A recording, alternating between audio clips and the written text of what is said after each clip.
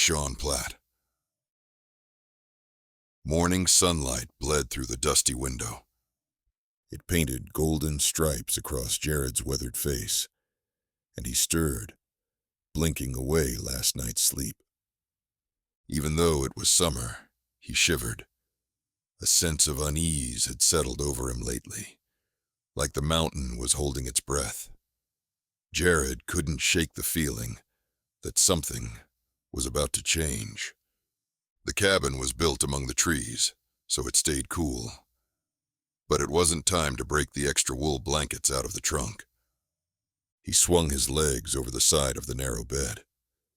Jared had chosen this solitary life in the mountains, fleeing the noise and complications of civilization.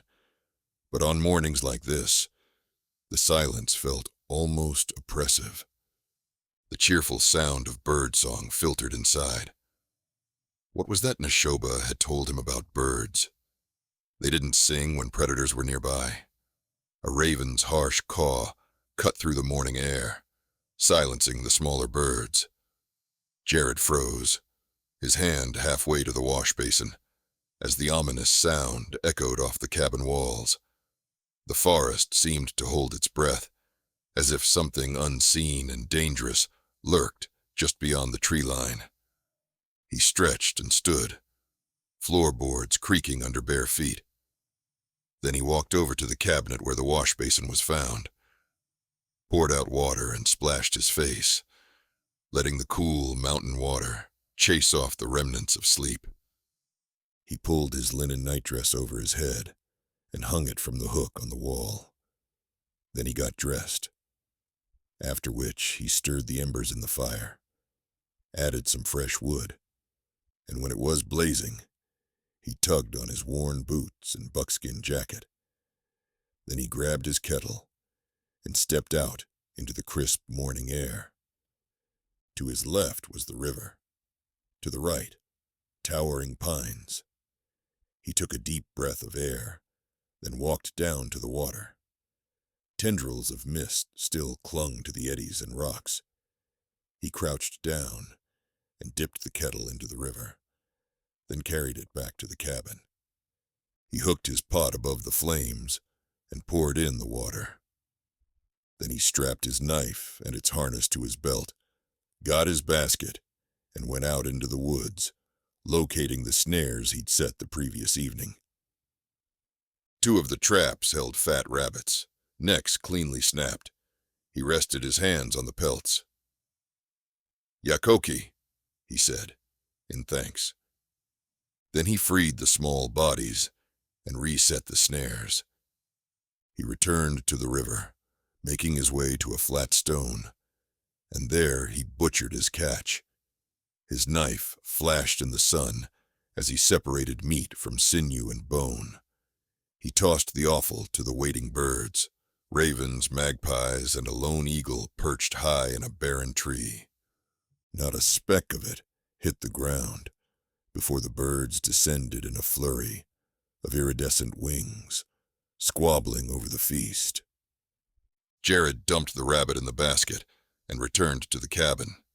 He tossed the rabbit into his pot, then dug out potatoes, carrots, turnip. He chopped them all, then dumped in with the rabbit, added some salt, gave it a stir. The stew would boil and bubble all day, make an excellent dinner. He washed his hands, then dug out the flour, lard, salt, and water. He mixed it all together, formed the bread around sticks, and placed them in the fire. A knock on his door. Jared froze, but still the birds sang. There was only one he knew that wouldn't disturb them. He walked over to the door and opened it. A man dressed in skins stood on his porch, long black hair falling down his back. Neshoba. He had a cloth-wrapped bundle slung over one shoulder. "Ah, oh," Neshoba said. "I come bearing gifts, brother." Jared clasped the man's arm and met his dark eyes. "Hey. It's good to see you, old friend. I've got breakfast on the fire." Neshoba sniffed. I hope you used more salt on your bread. Probably not, Jared said, a chill running down his spine at Neshoba's troubled expression. Something was wrong. He could feel it in his bones. Neshoba laughed and sat on the front stairs. Jared went and fetched 2 tin plates, dividing up the bread, then adding butter. More for Neshoba, because he knew how much the man liked it. They met on the porch, and for a moment the two of them sat in silence. What's that? Jared nodded at the bundle. Neshoba unwrapped his bundle to reveal strips of dried buffalo meat, pungent with smoke and spice. Wapala, Jared said, accepting the offering with a grateful nod. What brings you this way? Neshoba had been through last week, and usually didn't stop by more than once a month. Neshoba glanced up with his brow creased. The iron horse has not cried for many suns now. Have you noticed, brother? Jared paused, bread halfway to his mouth. Neshoba was right. The lonely wail of the train whistle had been conspicuously absent these past days. I figured it was a blessing, Jared said. Fewer of the Wazichu and their progress disturbing the mountains. Neshoba grunted in agreement. Still, it is strange, this sudden quiet. The elders do not like it. They asked me to visit. Would you like some company? Neshoba grinned. Always old friend. They finished up the last of their breakfast. Then Jared set their plates on the table. He would wash them in the river later. The bison he stored in his pantry. Jared followed Neshoba. His friend never had to stick to the trails. He always knew exactly where he was, so they made it to the rail line far faster than the time it usually took Jared. Why had the trains gone silent? Jared had simply assumed mechanical trouble, but obviously he wasn't the only one who had noticed. They emerged from the woods on a crest overlooking the rail lines, then made their way down over loose stone and dirt. Rails gleamed in the shifting light. They walked along the center because the ground was still. Neshoba had taught him long ago that the ground would feel the train's vibrations before Jared heard it. They rounded the bend beyond which was town, but the tracks were gone. The side of the mountain had fallen away, rockfall obliterating the lines, leaving a cave exposed. He and Neshoba glanced at one another. Then they walked towards the cave. Animal bones littered the ground at its mouth, some old and weathered, others with tatters of rotting flesh still clinging to them. He wrinkled his nose at the fetid stench wafting from the depths. Bear's den? Jared said. Neshoba placed a hand on his arm. I do not think so, my friend. Jared glanced at him. He pointed. A human skull sat behind a rock. He walked over and studied it. It was a recent death, the bone not yet bleached of its organic oils. We must leave, Neshoba said. Jared nodded. He felt unnerved, mainly because he had never seen Neshoba spooked before. The man had faced everything. Grizzlies, mountain lions, white men. But this frightened him. Jared walked back to the rail line with Neshoba. What do you think it is? I do not know. I will tell the elders, but you should stay away from it, my friend. I will, Jared said. Neshoba walked him back to the cabin, then bid him farewell. Toxa ake, until next time. But he was distracted and didn't wait for Jared to respond. Jared watched Neshoba disappear into the trees, his buckskin-clad form swallowed by the green embrace. He should go to Emmett's trail. Let the sheriff know about the skull. Someone might be missing. Maybe he'd stop by and visit Merriweather. After all, it had been a long and lonely winter. He went back into the cabin, got his canteen, then set out, walking toward town. He would usually walk along the rail lines, but today he didn't, choosing to go parallel instead. Only after the cave was behind him did Jared realize that there was no birdsong. It was late afternoon by the time Jared arrived in Emmett's Trail. The town lay eerily still before him, devoid of the usual bustle.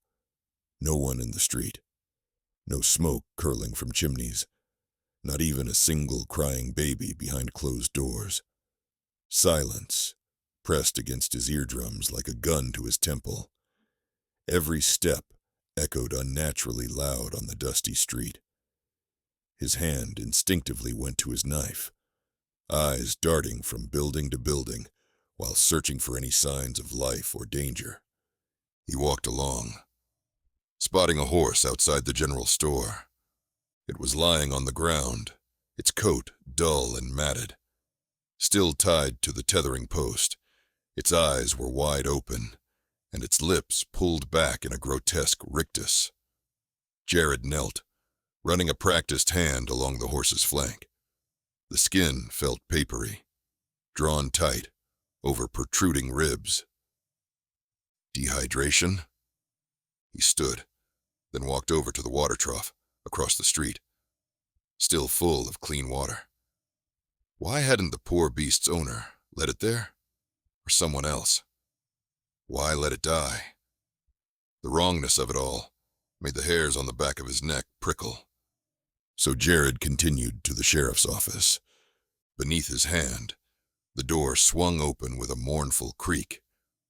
Dust motes danced in whatever light managed to filter in through the grimy windows.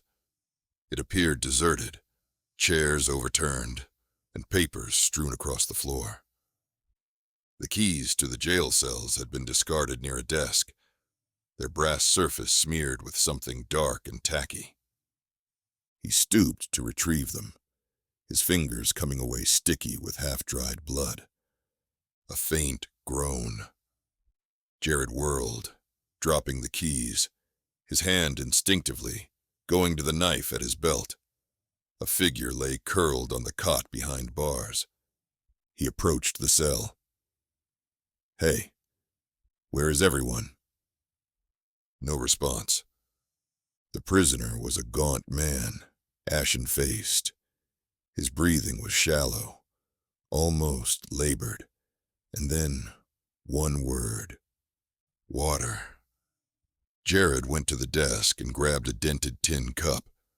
Then he strode outside to the water trough, dipped in the cup, and went back inside, grabbing the keys. He had unlocked the door and gone inside before even considering it could be a trap. But the man on the cot was barely conscious. His lips were dry and cracked. He couldn't keep his eyes open. Jared crouched beside him. "Easy there, friend." Jared supported his head, holding the cup to cracked lips. Small sips. The stranger's eyes fluttered open, glassy. He managed a few swallows, licking his lips. "Danger," he said in a whisper. "Get out, while you can." Then with a groan, he slumped against the thin mattress. Jared pressed 2 fingers to his neck, felt only a faint flutter beneath the clammy skin. "Hang on," Jared said. "I'll fetch Doc." Jared made his way down the empty street toward Doc Granger's clinic, his unease growing by the step. Where was everyone? He heard a bang and froze. Where had that come from? A shutter on Merriweather's saloon. It hung loose, banging in the breeze. He turned back to the Doc Granger's and pushed the door open. "Doc, you here? Got a man who needs—" The words died in his throat. The stench of decay assaulted his nostrils, slightly sweet mingled with the metallic tang of spilled blood. Bodies lay strewn across the floor.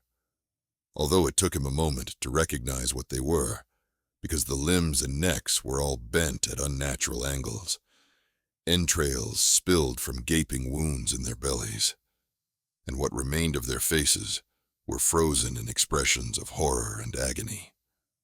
Flies buzzed in thick clouds, and one large bottlenose bumped against the window glass, as though it, too, were desperate to flee.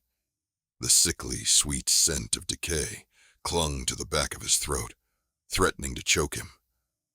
He fought the urge to gag as his eyes took in the grotesque display before him. Jared stumbled backward. Bile bubbled in his throat.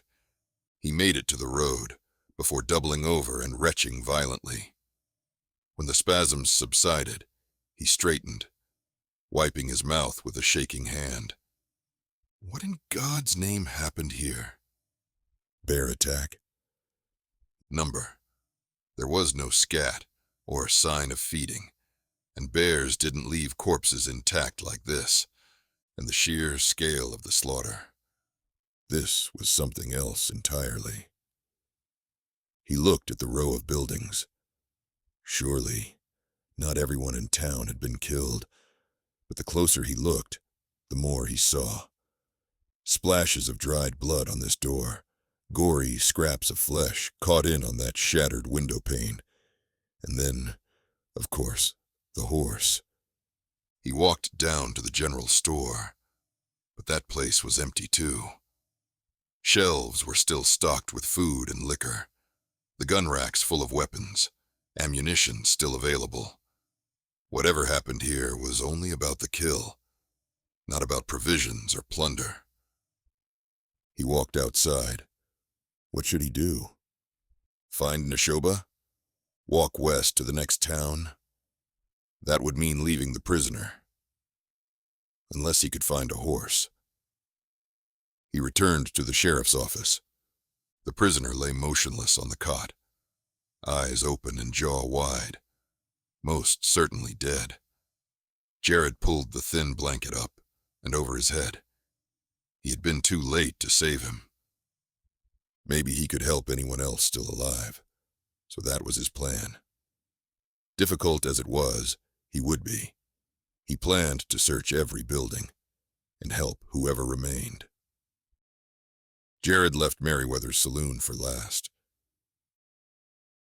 Maybe because he didn't want to know if she had fallen prey to whatever had claimed the residents of Emmett's Trail.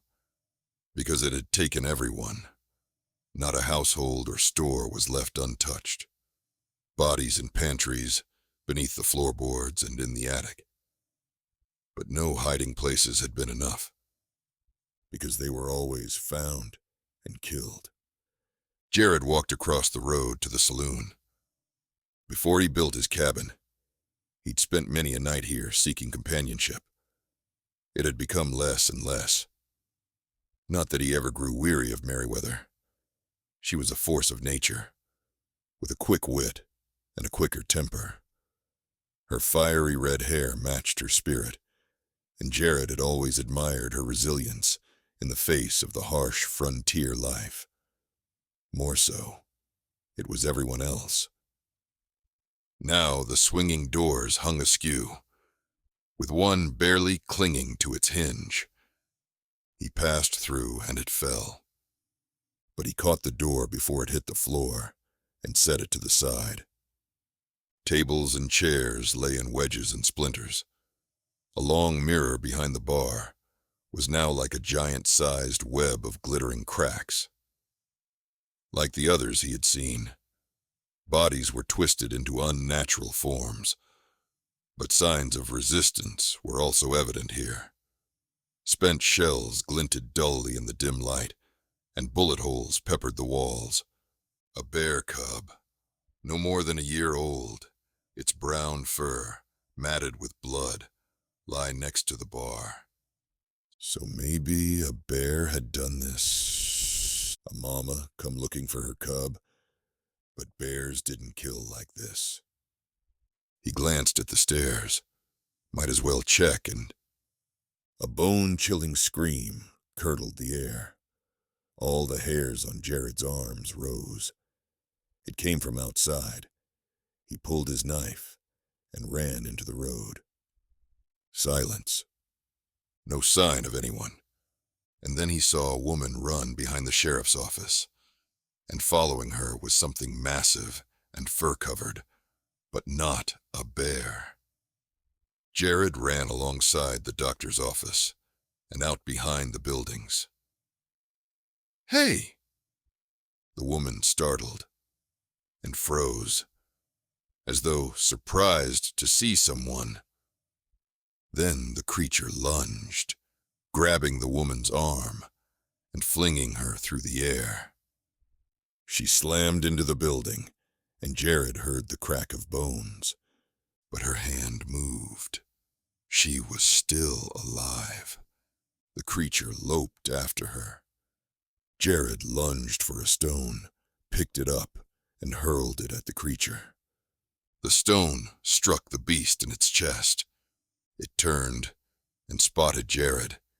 He ran, and the creature came after him. Jared made his way back to the main street, running back to the saloon, but the creature caught up to him. He smelled the beast before seeing it. Fetid breath washed over him. He glanced over his shoulder. Bear-like in form, but grotesquely oversized, with elongated limbs, with long, sharp claws, and its face was a nightmare, intelligent eyes above a muzzle filled with 2 rows of dagger-like teeth. It hit him. Jared went flying, the air disappearing from his lungs. He slammed into the road, his chin knocking against the ground. He tasted blood. Pain exploded across his back, and for a terrifying moment, he felt sure his spine had snapped. These weren't just animals. They were killing machines, and he was hopelessly outmatched. Jared rolled onto his back. The creature's claws descended toward his throat. The crack of a rifle shot shattered the air. The creature yelped, rearing back. Another shot. The creature retreated with shocking speed. "Jared, run!" It was Merriweather, standing in the saloon doorway, cradling her daddy's old Winchester. Her red hair was wild, face streaked with dirt and blood. Jared rolled over and scrambled to his feet, but he was too late. Another creature came running, heading directly for Merriweather, larger than the first. Merriweather. Her eyes widened. She loaded another shot, too slow. The creature closed the distance in 3 impossible bounds. One massive paw caught Merriweather across the chest and sent her flying. She hit the ground hard, rifle clattering away. Her head struck a rock with a thud, and she was out. Jared ran for the rifle, spotted the bullet, grabbed it and loaded the rifle. Then he turned. The creature was gone. Same for Merriweather. Jared remained frozen. He sprinted to where he'd last seen her. Drag marks on the ground. The creature had taken her. The track ended, not far after which led Jared to believe that it had picked her up. Blood drops. Merriweather was bleeding. That meant she was still alive. The trail led to the woods. One shot wasn't going to do it. Not when there was 2. He marked the trail with a stone, then ran back to the general store with his jaw clenched. Jared didn't know what kind of creature it was that had attacked the town. He'd never seen anything like it, not even once in all his years in the wilderness. He loaded Merriweather's rifle, filled his pockets with more ammunition, then gathered a lantern and lit it. Then he went back outside. Ran to where the other woman had been injured. He couldn't leave her outside, but she was gone. He searched and spotted the same drag marks. The second creature must have come back and taken her. Jared returned to his stone, but he didn't really need to follow the trail. He knew exactly where the creatures were headed. Jared did his best to be quiet as he ran toward the cave. Neshoba had told him to stay away, but he had no choice. Not if he wanted to save Merriweather. He made his way up to its open mouth and peered inside. The same reek of decay was here as well. He pulled his bandana up and over his nose and mouth, but it did little to filter out the stench. He adjusted the rifle on his back and stepped inside, waiting for the coming attack, but nothing came at him. He listened to the silence. It was cold beneath the stone. He shivered, then made his way forward, locating a long, dark tunnel at the back of the cave. He made his way down, shadows flickering on the walls all around him. He rounded a bend and stopped. He'd arrived in a clearing where he spotted the mangled remains of what had once been human. Its lower body was relatively intact, but everything above the waist had been savaged beyond recognition. He crouched, examining a bone. It had been gnawed on. Food. So that's why the creatures had taken Merriweather. He stood, walking deeper with his lantern barely penetrating the gloom, creating more shadows than it banished. The stench of rotting flesh grew stronger, mixing with the damp mineral smell of the cave itself. His boots slid against something slimy, but he refused to look down, kept moving forward. As his eyes adjusted to the dark, he began to pick out the details of his surroundings. Bones littered the ground, from tiny rodent skeletons to the unmistakable shapes of human remains. The walls glistened with a dark, tacky substance that he suspected was blood. This was a feeding ground, and then the main tunnel branched off into smaller passages. He hesitated, unsure of which path to take. A faint scraping sound from one of the left-hand tunnels made the decision for him. Jared moved cautiously in that direction, every impulse telling him to turn back.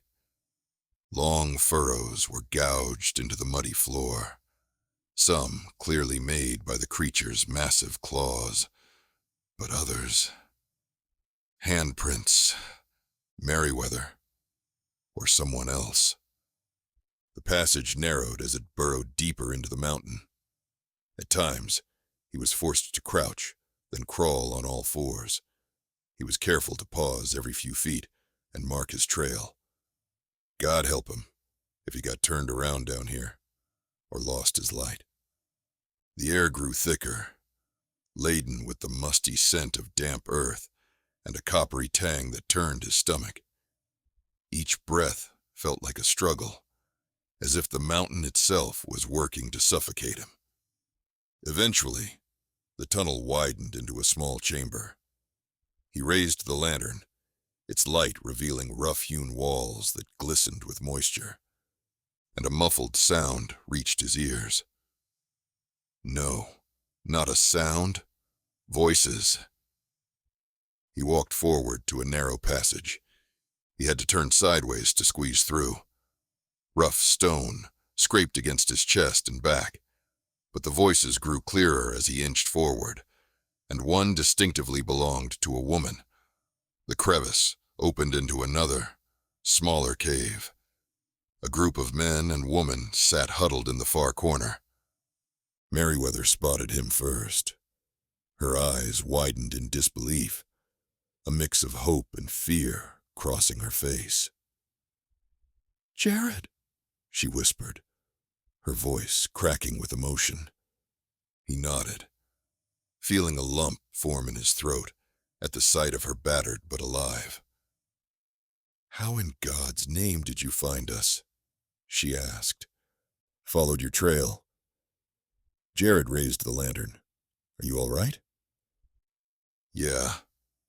There were 5 aside from Merriweather, but no sign of the other woman from town. "They took Grace. I think they ate her."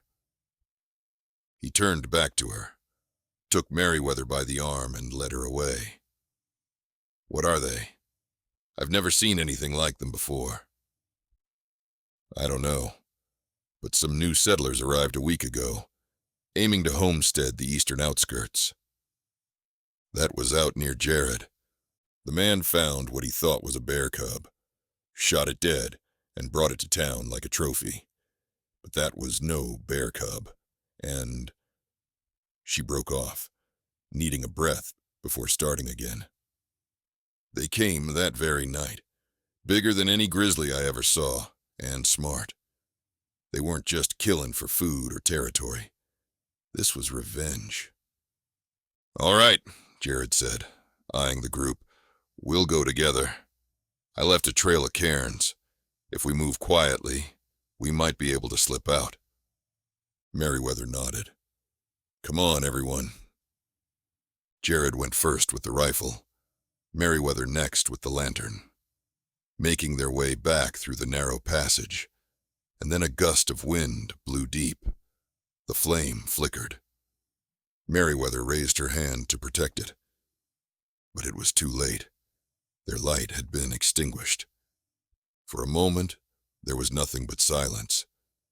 And then Jared realized the warm wind blowing their way was really a monster's breath.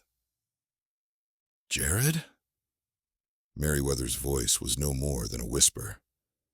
Retreat, he said. They did. The creature screamed. Jared felt the scrape of claws against his belly. He recoiled, pushing into Merriweather. One of the other townspeople yelled, and then they scattered. Jared was pushed to the side, fell hard on the ground, lost his grip on the rifle. A hand found his. Merriweather? Yes. He hauled her to her feet. They stood listening in the dark. The meaty thuds of flesh striking flesh, the crack of bones, and over it all, the terrified shrieking of humans. He spun in a circle, trying desperately to get his bearings in the inky blackness. A realization struck Jared with chilling clarity. He leaned down to Merriweather. They can see in the dark. She whimpered. They were at a fatal disadvantage, needed to get out of here. And then he heard it. A slight, watery sound. Merriweather heard it too. The river! Jared nodded. We might have a chance if we can reach it.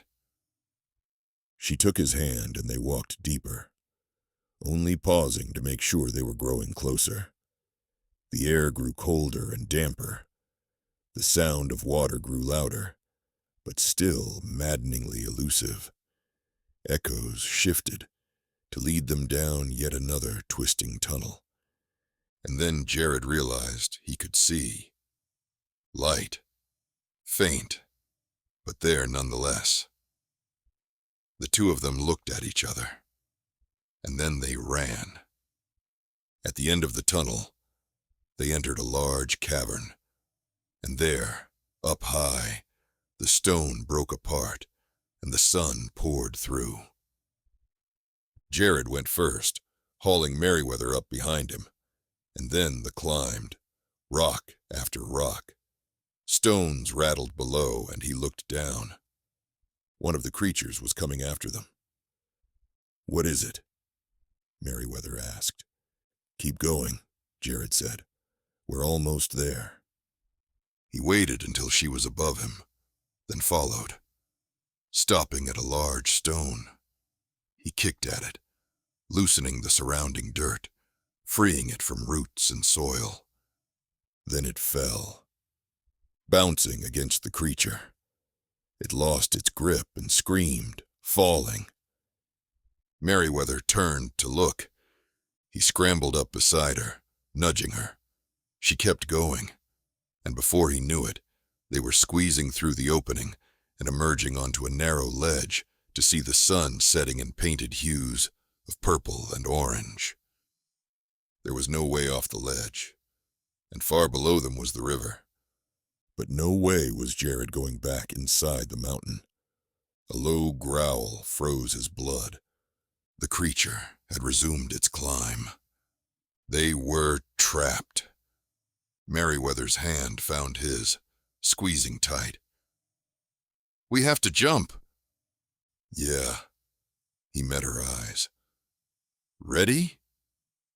The world seemed to tilt on its axis as they stood looking down at the roaring river below, a silver ribbon in the fading light. His grip on her hand tightened, their pulses racing in tandem as the creature's growl rumbled behind them. She nodded. He stepped forward. "Wait." Jared stopped and looked at her. She cradled his face and kissed him, then pulled back and shrugged. "For good luck." He smiled, and then they jumped. Wind rushed past his ears, drowning out his scream. Icy water closed over his head. He flailed, his lungs burning for air. Then a strong hand gripped his shoulder and hauled him up until his head broke the surface. He emerged, spluttering and coughing. Merriweather, red hair plastered to her face, held him up. "Kick your legs," she said. They fought the current together. A fallen tree was caught amid the rocks, and Jared grabbed a long branch, hauling himself up and out. Merriweather crawled up after him. They inched toward shore, then collapsed on the smooth stones. For long moments, they simply lay there, chests heaving. A loud growl echoed along the river. Jared sat. The creature crouched on the ledge, and then it disappeared back into the mountain. He knew it was coming after them. "We need to go back," he said. Merriweather stared at him in disbelief. "Into the mountains?" "No, Emmett Trail. I think I know how to stop them. If you don't want to come, my cabin is—" But Merriweather got to her feet. "We better get moving. It'll be dark soon." And it was. They made their way back to town under cover of night, carefully to keep distance between themselves and the cave. But Jared knew they were being tracked because the birds told him. They arrived in town under the light of the full moon. It was still as empty as they had left it. They went to the general store first. Jared broke the glass display case and got out a rifle, handing it over to Merriweather. Then they collected ammunition and made their way to the saloon. Merriweather set herself up in the broken window, loading the rifle and aiming it outside. Jared walked over to the cub and picked it up. Then he glanced over at Merriweather. "Ready?" She nodded. Jared walked to the door and stepped out, making his way down to the street. A large, dark form lumbered toward him. He lay the cub on the ground, then stepped back. The creature stopped.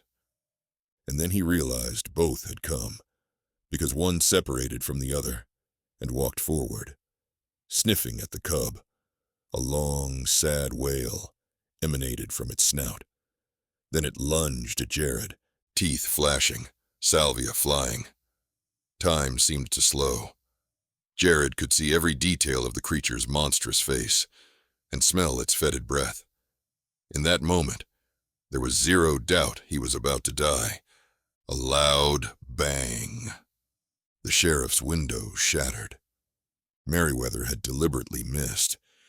The creature turned and stared at her, and then the other creature arrived, grunting. It picked up the cub, growled, then loped away. A second later, the other creature followed. Merriweather lowered the rifle. Jared looked over at her. For a moment, neither moved. "What now?" Merriweather asked. Jared looked back at the road. Still no sign of the creatures. "I think I'm going to go back to the cabin. Want to come? Seems you might be needing a place to stay." Merriweather smiled. "I'd like that." Then she took his hand. and they walked out of Emmett's trail together.